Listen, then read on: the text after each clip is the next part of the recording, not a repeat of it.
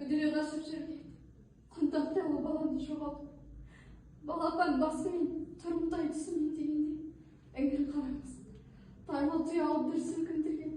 Қайсысынан қолында бесіктегі балам екенін таба алмай зарын кірді.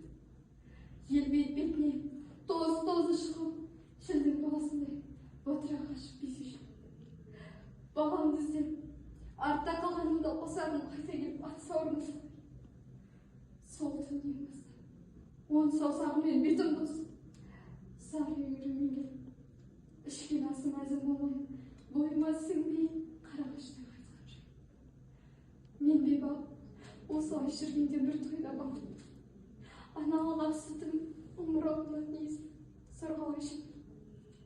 Баламды таныдым, баламды қайтардым. Баламды таныдым, өзіме қайтарыңдар десем мазақ қып табалам. Өзімді обалам жүріп көріп, қайтарыңдар.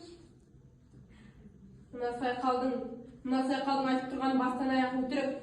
Өтірік сөз, өтірікпен өсектің, қолықпен сұмдықтың құйрығы бір пәлекке бірнейсің бе?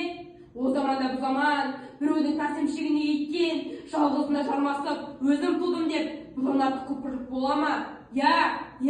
Ақ бұстаған аттағаннан соң бір перзентке зар болғаным рас. Мен еңіргенде етегім жасқа толғанына құдай куә. Орасанға қой айттырып, арыстан бапқа ат айттырып, 40 жасқа келгенше пұшпағым жоқ. Маған десе құдайдың баласы жоқ па, саған дегенде салдақы жаны жоқ па? Құдай берді маған тілеуімді қабыл етті. Қырықбай деп атын қойдым, азан шақырып, ат шаптырып, той жасап.